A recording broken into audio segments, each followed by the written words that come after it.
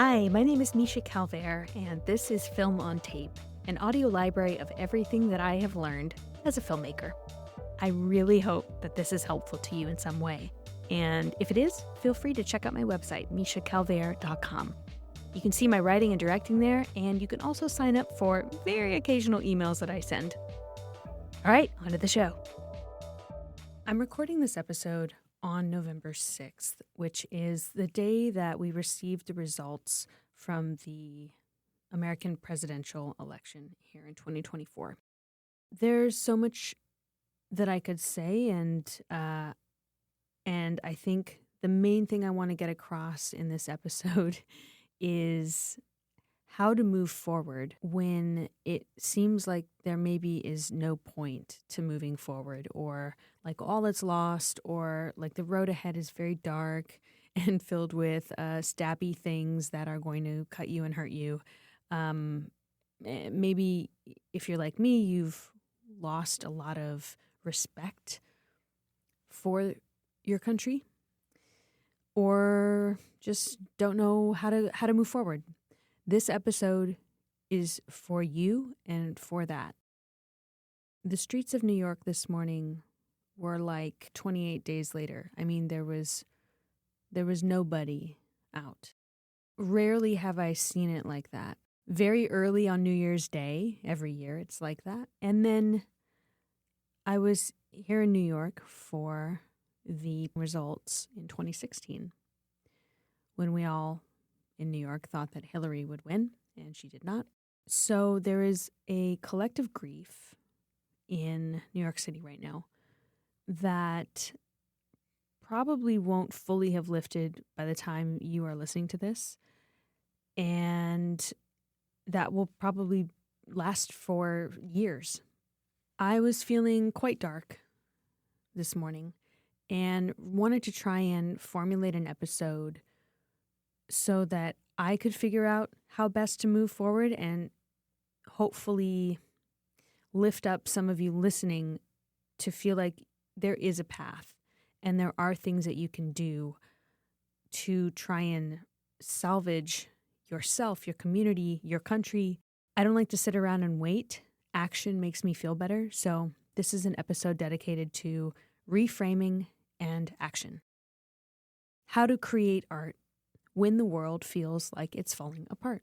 First, I'm going to give you the inside-out approach, which is the philosophy that creating is as natural to human beings as breathing. Yes, we live in a human society that tries to slowly drain the creativity out of us in order to fit us into a certain system. But when we're born, we are born with creativity and we're born with imagination. Your creating of art or works is as natural as flowers growing. It is just what is meant to happen. You naturally want to grow and express and radiate and build and play, all of the elements of creativity. These things come naturally to you. Literally, like as in nature. I think it is in your nature to create. Another reason that this inside-out approach, I think, is real is that creating feels good. Creating is expressing, and you feel good when you express yourself. I feel good when I express myself. When I used to play drums in a punk rock band, I was not good. I was not good at drums, but it felt good to express myself on the drum kit. It felt like, another example, when I'm screenwriting and I have something to say, not when I'm trying to write to please some phantom executive. I do that too sometimes, but when I'm writing because I have something to say, it feels good to have my voice heard, because when I was in school, people did not want to hear from me. I was silenced, I was bullied, I was dismissed, I was ignored. I did not have friends until I was 11. And there were some like in between in elementary school, but they were, I wouldn't say reliable. And so that feeling of being silenced and no one giving a single shit what I had to say or do. In fact, they would rather I just not be there at all. That is very familiar to me, and art is the antidote to that. Creating is the antidote to so many of the things that are problems in our lives. Which leads me to the third point. Creating makes joy. It makes pleasure. It is pleasurable. It is joyful. It is playful. Playfulness is fun, and it's a good thing. And it habitualizes those feelings in us. So by creating, we are habitualizing joy, playfulness, pleasure, love even. That habitualizing, that's on us. We have to put in the effort to actually sit down to create. Like, you got to put yourself in the arena and then do the thing, and then those feelings start to happen more and more. And I think the more we create, the more we create. Another reason to continue to create, even when it feels like everything is falling apart, is the outside-in approach. The outside-in approach isn't looking so much at how you are feeling or your internal experience of creating. It's looking at what the product is that you are creating and how that product is useful or even necessary. So the first reason that we should continue creating, a framing on why to continue creating, is that other people need art in order to have the will to go on. And I am not being hyperbolic. There is a lot of art, and there are musical artists, and there are films, and there are books who have quite literally saved people's lives because those works of art gave people meaning, and they gave them acceptance, and they gave them a sense of place in the world. Do not allow anything happening around you to block you from creating art in the world. And I'm specifically thinking about like the burning of books or drag performances being scrutinized. If it's a creative act, I think you need to find a way to do it. If it brings you joy, because if it brings you joy, someone else is probably going to respond to that. And you never know when the work that you're making is going to either change someone's mind or save someone's life. So the next point is that culturally speaking and historically speaking, our society is communicated through art. It's actually built through art. In my opinion, art is the single biggest marker of civilization. It's not so much the buildings that we build, although architecture is a form of art, in my opinion. It's not the technology that we have. It's not even the laws that we have. It's the art that we create that really defines our civilization. So art is essential to having and maintaining the human race. Because without our art, I mean, can you imagine? I've never actually stopped to imagine what culture would be like if there were no art. There's no art, there's no design, there's no dance, there's no singing, there's no sculpture, there's no fashion, there's no music, there's no creative cooking, there's no theater, there's no storytelling. I'm getting very emotional thinking about a world without art. I do not think I would want to live. I would not want to live in that world. That sounds awful. That sounds like hell. And the more I think about it, the more unnerved I get. Art is civilization and it is humanity. So you are literally contributing to humanity when you make your art. The third framing for the outside-in need to continue to create is that you need to keep paying your bills. You need to make a nest egg. When things get tough out there, you need to make even more money and get even more serious about your career. By the way, I did not expect us to land in this place with the party that is now in power being in power. I was very confident that we would have a female president. But I did have a plan.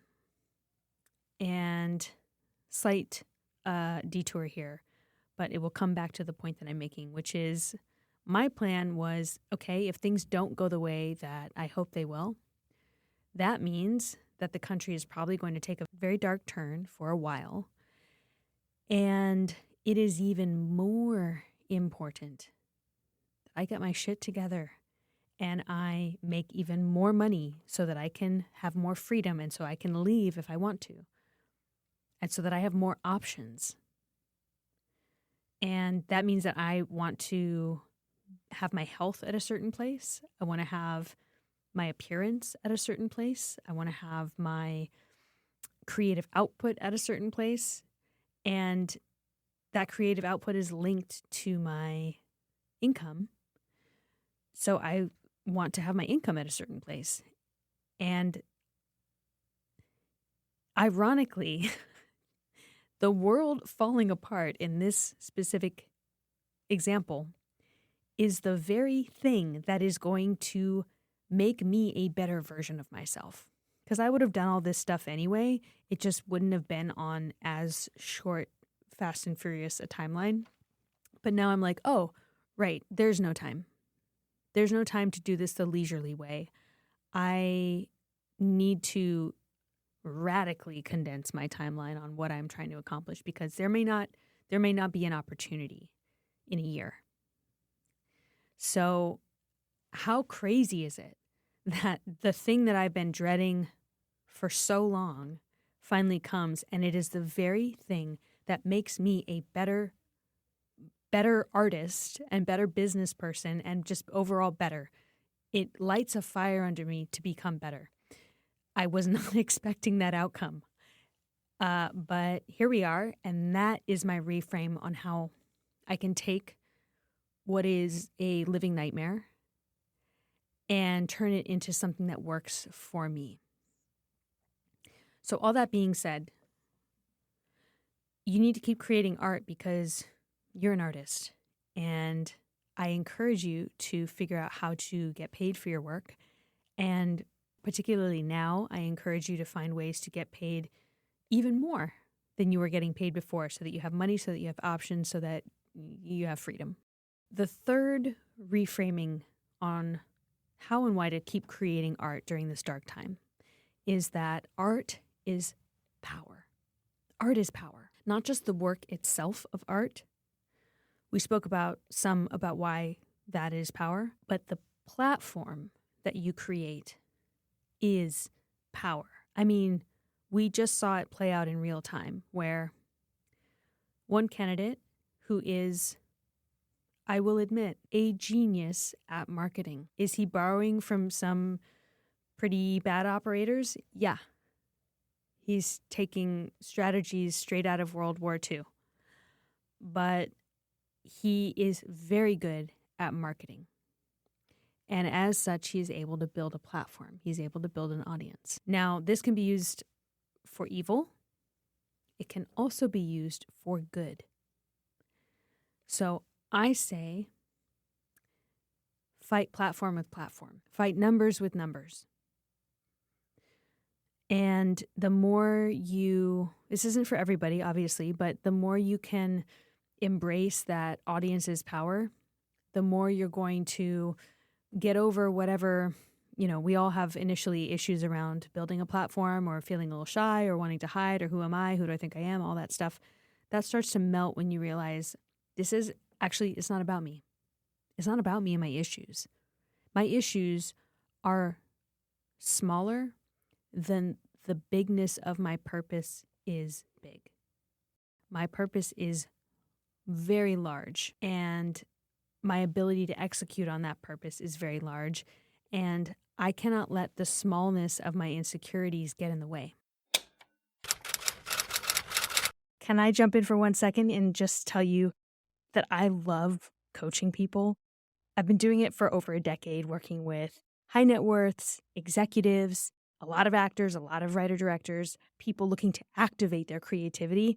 I freaking love it. The thing that I like most about it is that we really, really get results, whether that's bringing in 5 or 6 figures more of income, if it's getting signed by a manager or an agent, if it's booking a Broadway show. I have helped my clients do all of these things. You can find out more at clubvermilion.com, or you can always send me an email at info@clubvermilion.com. I would love to speak to you on the phone about it. You can sign up for a free call. So wherever you want to get to, I would love to help you get there. Okay, back to the show. There's a lot of lies out there right now. There is a lot of misinformation. I have lost family members to this misinformation. So I've thought a lot about what is truth and what is lie, and kind of how lies are used in the media. And I still believe that more often than not, truth will cut through a lie. Like divine, like righteous truth that is not afraid to speak. It's really hard for a lie to stand up to that truth. So I am trying to really dig down deep into my truths and let them do the lifting for me so that I don't have to effort. All I have to do is get in touch with my righteous truth, my righteous anger. Anger provides clarity in a way that is so beautiful and pretty inaccessible on a lot of other emotional frequencies. But anger lights up your clarity and also your truth. So use it to cut through the lies. Final point on why art is power is that art is a unifying force. Art's a unifier. It brings people together, not just in appreciation, like the bad first date that I had a while ago. And God, he said some offensive things. And I was like, oh, this is not going well. And then towards the end of the day, we both landed on absolutely loving season 1 of Westworld. I did not expect him to love that show. We totally bonded over that series in spite of the fact that he said weird sexist comments at the beginning of the meal and was like kind of an oaf. That art brought us together. That's such a silly example, but I mean, if I was able to connect with that kind of guy over art, okay, it 1% restored my faith in humanity. And I think it does unify us, and it helps remind us that we have a lot in common, and the things that we have as differences, they're mutable. They can be melted away with conversation, empathy, and understanding. Art is also extremely revolutionary, or it can be. The history of political art is fascinating, and I think we're going to start to see a lot of political art. I think we're headed for a golden age of revolutionary art in America. Now, what do I mean by revolutionary art? Here's a few examples. Guernica, regarded as one of the most powerful anti-war paintings ever created. That's Picasso, obviously. I've seen it in person. It's absolutely stunning, and at the time, very revolutionary.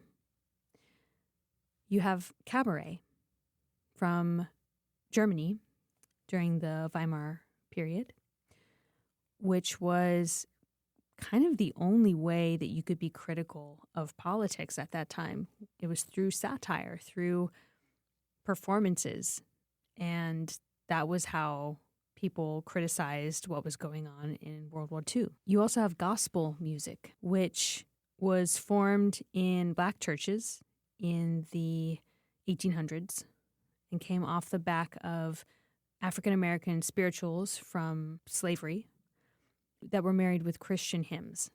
That gave birth to gospel music. To me, that is a revolutionary art form. Not just because it was new. I don't mean just revolutionary like it's a new thing that's never existed before. I mean, it's a form of political protest. It's a reclaiming of art, and it's a saying, I'm not okay with what's going on. I'm going to do something subversive that you have no control over. And I will tell you how I feel in this piece of art. So if you are feeling inspired to make art on topic, there's so many different ways of doing it in a revolutionary way.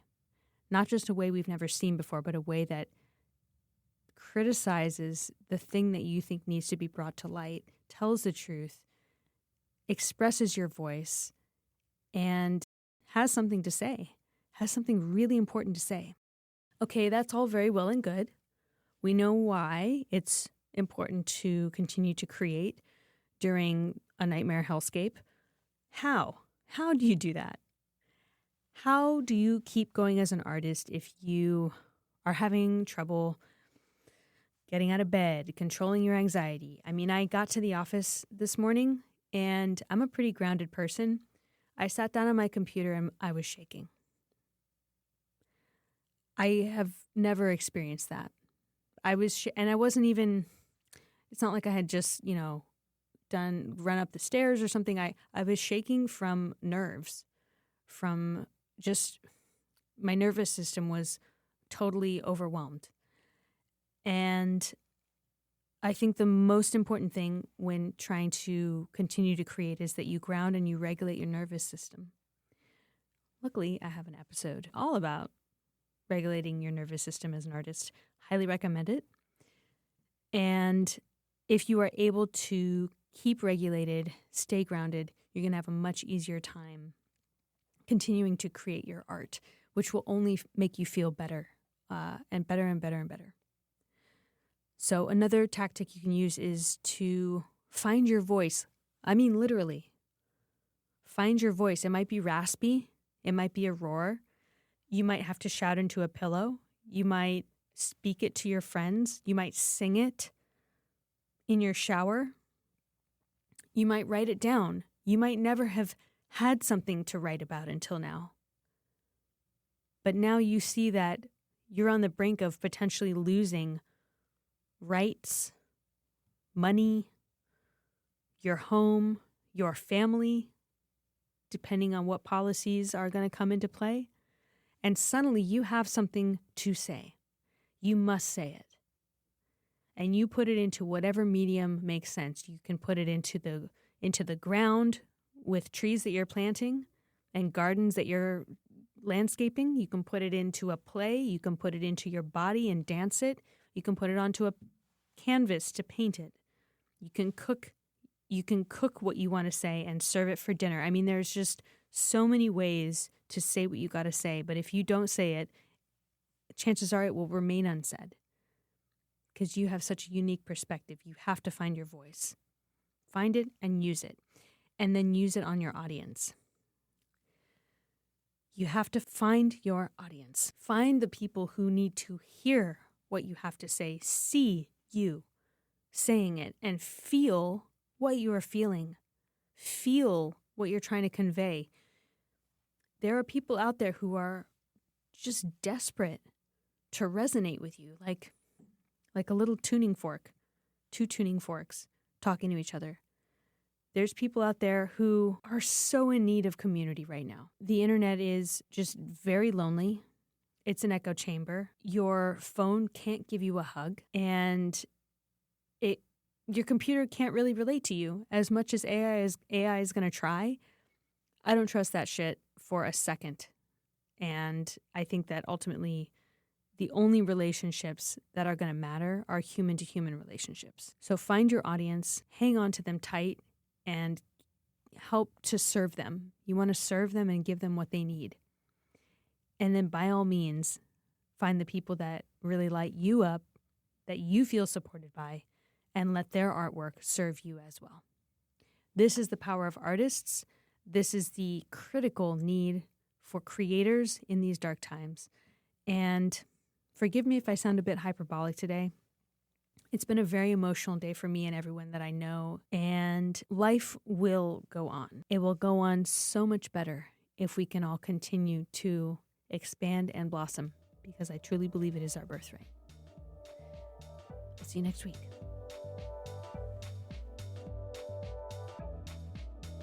Thank you so much for listening to Film on Tape. I really hope that it was helpful to you in some way, and if so, please feel free to leave a 5-star review so that other people know this is a good podcast.